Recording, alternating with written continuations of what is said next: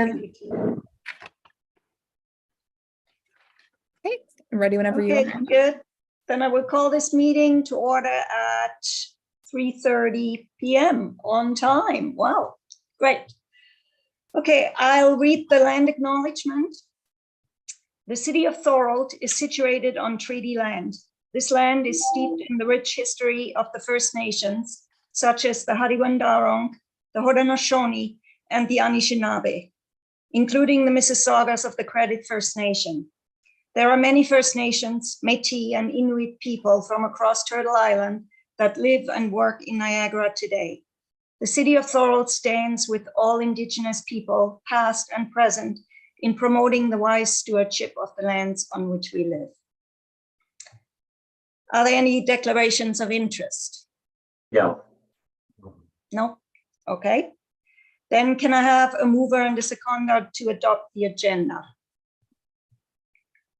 Yes, Tim moves, Joe seconds, all in favor? Yep. That's carried. All right, then we really have only one issue on the agenda today, which is the Downtown Facade Program application for 11 Front Street South, the Stone Store. I assume you, or maybe you've had a chance to look at the documents sent by the owners and the developers. So. Through you, Madam Chair. Yes, please, Joe. Actually, the most recent version that came in where they're showing the doors is very promising. Yes. I'd be inclined to do the doors that were on the left-hand side. A side light windowed door wouldn't be appropriate for that building.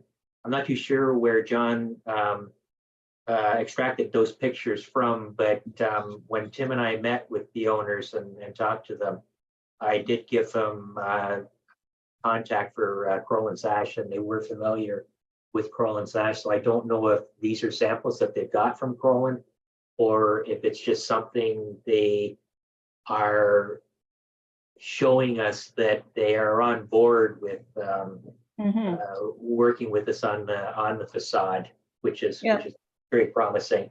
He did reach out to Mark Schultz. There is some issues with the parapet on the left-hand side. It has an inward tilt, and they do have a leaky roof. Mark is fairly busy at the time, and it's probably about maybe about 2 weeks before he's going to get a chance to look at the roof itself. So, Tim and I had a great talk with them. They are really nice people. They're really on board. It's great that they're as eager and as ambitious as they are, and they've got the contacts to do the job properly and at a lower cost than anybody else could. Yeah, good. I wasn't 100%. Who are you speaking about, Joe? Who are you speaking about? John and Leslie Lally. They are the owners. Yeah, they're the owners of the Stone Store. Okay, and you're very impressed with them. Oh yeah, Tim and I had probably about a half an hour talk with them. Okay. Awesome. They've done some interior work on the ground floor. They're retaining the original tin ceiling that was in there. It's going to be good. Okay, Tim. Yeah, through you, Madam Chair, I just want to emphasize everything that Joe's saying. They seem like wonderful people, really intent on retaining the heritage aspect of the building. And I agree with Joe, the door on the left is the better selection of the two. So I don't know if we're going to be including that with our motion or if we just agree and discuss that further. Well, we can always put in a recommendation. I was not 100% sure what these doors meant, whether the one on the left with the arched lights was meant to be the one to go upstairs and the other one for the right. But I agree with you that this door on the left would be the more suitable one for the building. I would certainly be in favor of that. If Joe? Yeah. Through you, Madam Chair. I think that really our motion should just be approving the application. They're still willing to talk with us. They know that with the roof repair, they're going to have to keep in touch with us to make sure that they retain a pitched roof the same as they have other plans down the road for the rear section of the building Yeah. that they're going to be keeping us in touch with. So I think we just have to approve the monetary value that is going to be applied to the project. Yeah. And then how do we go from there? That once they get working, we'll basically discuss the details with them then. Yes, Joe? Yeah, through you, Madam Chair, I think that can be added to the motion, that details can be discussed on an ongoing basis as the project proceeds. Okay, yeah, that sounds good to me. What about the others? Any points anybody wants to make? Eva? Oh, just to understand the process we're going through, are we basically in a position to be able to say, here's what I agree with, here's where I have some issues? Is that how we're going through what is being proposed to be done by the owners? I'm not sure how, because right away, Joe, you came forward with the doors. So I have an issue with windows. Yes. Yeah, Tim? Yeah, to you, Madam Chair. I think, as Joe was saying, it's probably best to simply say at this point, we approve and endorse the Front Street facelift renovation amount for the Stone Store and continue to work with them. I mean, they're very open, so I'm sure every time we stop in and discuss it, John is very keen on retaining it, as Joe discovered when we met. So I think we should, in this case, we should probably just keep it simple and just approve the grant that they're requesting. Okay. Win and then Joe. Through you, Madam Chair. I'm wondering then if we're approving the budget amount, so if that's what we're here to do today and ongoing, they're going to continuously consult with us on the design features, would our agreeance or disagreements with their design choices have an impact on the budget? So like, let's say we approve it for the amount today, we say yay or nay to something, and then that causes them to have to revisit budget because for whatever reason, maybe what we're suggesting doesn't fall within or something like that. That's my only concern. If we approve budget, like they can move forward with it, but then what if alterations to the budget need to be made down the road? That's my concern. Joe? Through you, Madam Chair, when what they're applying for is a one-time monetary grant, I believe it's maximum $10,000. So their budget, they get the $10,000. They can spend anything beyond that. If they find that when Mark comes down and because the roof, he's kind of got a line for that, but they don't know what they're really going to be spending. So that's just going to be an added expense for them. If we look at what they've talked about for the work they're doing on the facade, one change that they're doing is the door on the left is a staircase to the upstairs apartment. And it's got windows on the front and down the side. They're removing the windows, they're closing it in, and they're going to stucco it. So it's going to be probably slightly more attractive than it is right now. It can't be removed as it's a secondary entrance or exit required by the fire code. The whole facade, the upper portion of the facade above the ground floor windows is remaining the same. They will be doing a sign probably similar to what they have done at JC Patisserie. The glass windows, the two large pane windows, they are going to replace them. They're going to be very similar, but they are going for something that's more energy efficient. The door is a glass door, and that's what John even commented when we talked to them, that he would rather see a wood door in there and upgrade the wood door that goes to the upstairs. So really, when you look at what they're doing to the facade as it exists, they're changing two doors. That's the only thing that's gonna look different. Yeah, and I know you're concerned with the windows, Eva, but the building doesn't have the original windows, so they're not required to replace them with windows that do look like what would originally have been in there. Yes, but Eva, yeah. Yes, I am going to speak about the windows on the second story. What they're proposing is to basically cover the windows on the outside, leave the design, but cover up the windows with some kind of, I don't know, dark product. I am very concerned with that. Windows in a heritage building. Yeah, but it's not the heritage windows, Eva, that are being covered. Windows, the design of the windows is No. part of the heritage? No? Okay. Yeah.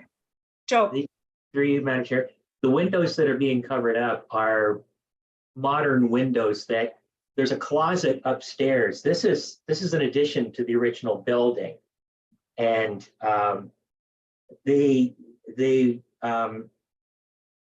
they're squared double hung windows that are very new and were not part of the originals, which you see are the round top windows, the 3 round top windows. Right. Those That's ones what I'm are talking staying. about. yeah, those ones those are won't staying. be changed. Oh, okay, but they are proposing to cover the glass up. You're Not those going to- windows, Not those? no. Okay. they're- Well, they're well, Only then on that that is, narrow thing on the side. that is fabulous, fabulous news then. I was of the impression they were talking about the 3 at the No, top. no. Um, No, they can't do that. Yes, Joe. No, through you, Madam Chair. What they're proposing for those windows is they're gonna paint the mutton bars black. Fine. This- Mutton bars is fine. Yeah, they're creating this, I guess, a continuity with some black trim because the adobe columns are original to the building on the side. They're going to be painted black. You probably saw the most recent report that they sent us that shows the color samples that they're also using. Yes. So So- they sent that out. Yeah, it's very good. It's unfortunate because I asked them when we talked if they could tear off that addition and maybe just put in a metal staircase near the back, but no, they're leaving it as is. Okay. It is actually a bit of an eyesore when you look at it down the side because it's not in very good condition, but they're going to restore it to a clean stuccoed look. Yeah, that is supposed to sort of fade away so that the eye is drawn to the original historic structure. Okay. Yes. And that's why they want to cover up those windows on that bit so that it doesn't stick out so much. Thank you for the clarification. That was Okay. very, very generous of you. Okay, so yes, Councillor. Yeah, through you, Madam Chair. Do we need a motion then Yeah, well, we do a motion to approve the application for the facade grant. That's what we do, Megan, right? Sydney, right? Yeah. Okay, so can I have somebody to move and somebody to second? Okay, Joe has moved, I'll say- Tim has seconded, everyone in favor? Yep. Yep, okay, then that is carried. Is there anything else we need? Yes, Sydney? Sorry, I missed who seconded that one. I know you said it, I just missed it. Tim seconded. Perfect, thank you. Okay, all right. All right, then that gives that moves that one step ahead, that they can get that grant to supplement the cost of restoring that facade. And we would like to stay in contact and have a continuous dialogue about the details as like doors and so on as they continue. And of course, also when they do develop the back of that property, we would like to, have a say, be kept informed of what they're planning and what it will look like. Mhm. I had, if I can just add that quickly, I had an email from Megan that there has been a request about the Allenberg Church from a real estate agent about the restrictions of interior renovations of designated buildings. I let Megan know that if it's just a building that is designated by the city of Thorold, there are generally no restrictions for the interior when it is changed. As far as I know, there are no specific details about the Allenberg Church that were designated on the interior. Do you know of anything, Joe? Yeah, through you, Madam Chair. No, I was on the committee at the time when we designated that, and I went to the designation ceremony, and as far as I can remember, it was just the exterior of the building. Okay. We did what we did at the same time. I think on that day we did the oak tree that's in the back. Well, which was in the back. Was in the back, yeah. Yeah. We did that, and I'm not too sure if we did the cemetery, which is just down the street, at the same time. We might have bundled them all together for one designation ceremony. So Yeah. did Megan find out the ownership of the current? Well, we asked that last time, and we were told that that is confidential information. But it would be nice if a real estate agent inquires right now. I have a feeling that the building might be up for sale again. This raises through you, Madam Chair. Yes. This raises the question now: is it a coincidence that the timing for somebody looking at that church? Is it possibly coming from the Trinity congregation looking?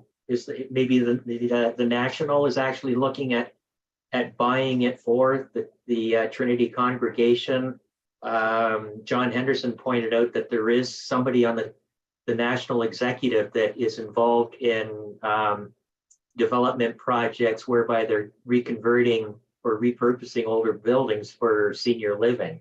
Mm-hmm. And that the Trinity United Church might be a likely candidate for that type of a project that would be in the hands of the church itself. I have no idea. Maybe Megan does. Yeah, so through the chair, my hand's up here, so I'll just take it down. From the call today, the interested buyer was hoping to have it for a place of worship, so for church. I don't know exactly what religion, but they wanted it for a place of worship, so not for senior living. I will continue to move forward with looking into the ownership and the roll number and see what I can provide you with. But that was just sparked up today because I had a real estate agent calling, and the interested buyer wanted it for a place of worship. Okay. And basically, the exterior has to be preserved. It is designated. The interior, there are no restrictions. Right. Joe? Okay, through you, Madam Chair. Thank you, Megan. Anna, perhaps maybe you reached out to Bob Tenue recently, didn't you? Yes, I did. I haven't heard back. Okay. Yeah, it is a coincidence. I would think that this is probably Trinity looking to buy it. Possibly. It would be good to find out. And what you are thinking, they might be looking at the Allenberg Church for a place of worship and then convert Trinity United into senior living. Yeah. Perhaps you can reach out to Bob again and see if we can get some dialogue going to see what the congregation is doing. I mean, they are looking. They're kind of in limbo. Mm-hmm. You've probably seen the articles in the paper speaking about the Thorold Theater, and it sounds like they really haven't been given an eviction date. The clarification now is they've only been asked to start looking for another venue because the church is not too sure. The congregation is not too sure where they stand. They're having difficulty paying their mortgage. With the size. Well, there seem to be some contradictory articles around, information that doesn't quite, one side says this, another side says that. So but I will try and reach out again and hopefully hear back. Okay, And I don't think converting that church into senior living is at all a bad idea if it can't stay a church. It just needs to be preserved Yep. on the outside the way it stands right now. That's all. Okay, then is there anything else to discuss today? Does anybody else have? Yes, Councillor? Yeah, through you, Madam Chair. I noticed that Ricardo Socio has joined us, and maybe Yes. it would be a good time to have him introduce himself and tell us a little bit about himself. Yes. Sydney? Through you, Madam Chair, I have spoken to Ricardo before and he isn't able to talk on these video calls. So I was going to bring up during the next meeting section if this committee wanted to move to a hybrid format or if they wanted to stay virtual. Some committees have been moving hybrid. It's just on a case-by-case basis what the committee members wanted to do. Okay, we should ask all committee members about that. What is the, yes, Councillor? Yeah, through you, Madam Chair. I know that Tom, I spoke with Tom earlier, and he, again, as I mentioned, was having difficulties with his internet, and he would really like to have a hybrid so that he could come to City Hall. I know I've been at City Hall multiple times, so Yeah, I know that as well. I know Eva would like that too. I Very much so. personally, feel more comfortable face to face than online. I don't know about the others. Joe, I know you prefer the virtual format, right? yeah, I'm good with that. But if it's hybrid, then we can satisfy everybody. Okay. Great. Anybody? Comments? So do we say we move to a hybrid format?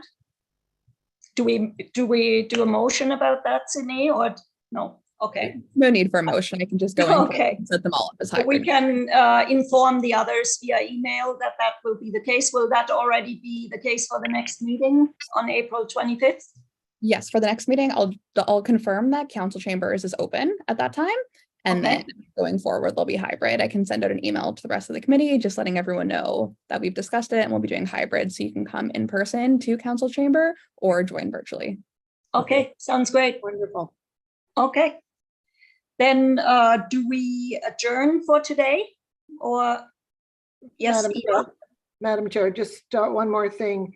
Sydney, you had reached out to me for the list of the non-designated properties. And I wrote back and said that the list is on the city website. Do you need something different that I'm not understanding? Through you, Madam Chair. No, I believe that's what right. I was looking for. Both you and Joe replied that it was in the same place. So it was nice and easy for me to find. So Oh. thank you. Okay, good. All right. Anybody else? No. No. Then our next meeting is on April 25th, and this time it will be a hybrid meeting, so either in person or online. And then I adjourn this meeting at 3:54.